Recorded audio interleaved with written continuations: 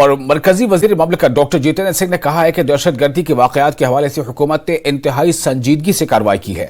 वजीर आजम खुद जम्मू कश्मीर की सूरत हाल का जायजा ले रहे हैं। दहशतगर्दी से निपटने के लिए फौज की तरफ से एक नई हिकमत अमली भी बनाई गई है। नए अंदाज में VDGs को बहाल करने पर संजीदगी से गौर किया जा रहा है। जहां जरूरत पड़ेगी वहां नए VDGs बनाए जाएंगे और उन्हें जदीद तरीन हथियार भी फराहम किए जाएंगे।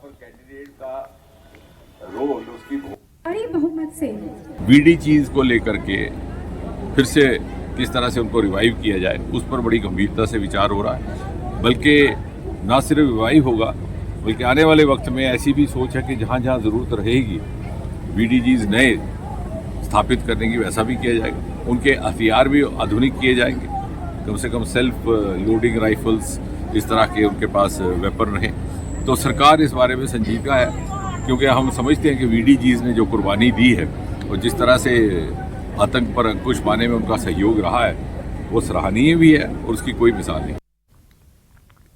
और पार्टी कैडर को मुतहर्रिक करने और आइंदा इंतखाबात के लिए पार्टी के मंशूर को हतमी शक्ल देने से पहले फीडबैक हासिल करने के लिए NC ने यानी नेशनल कॉन्फ्रेंस ने जम्मू में जिला जम्मू का एक इजलास मुनक्किद किया। पार्टी के सीनियर कायदीन ने कारकुनों से कहा कि वो आम लोगों को दरपेश मसाइल के बारे में अपने ख्यालात से आगाह करें ताकि मंशूर में उनको शामिल किया जा सके। पार्टी के सीनियर लीडर अजय सिद्धोत्रा ने कहा है कि नेशनल कॉन्फ्रेंस चाहती है कि जम्मू कश्मीर की रियासती हैसियत को फौरी तौर पर बहाल किया जाए।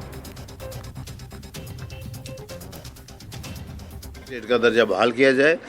और हमारी एक बदकिस्मती यही है कि यहाँ डेमोक्रेसी है, बड़ा हिंदुस्तान में बहुत बड़ी डेमोक्रेसी है, largest democracy of the world है।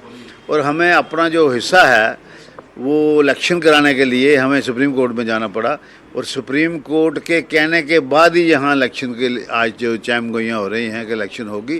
तो इस सिलसिले में मैं समझता हूँ कि जो इलेक्शन सुप्रीम कोर्ट ने हुक्म किया उसके मुताबिक इलेक्शन होने चाहिए। जम्मू कश्मीर कांग्रेस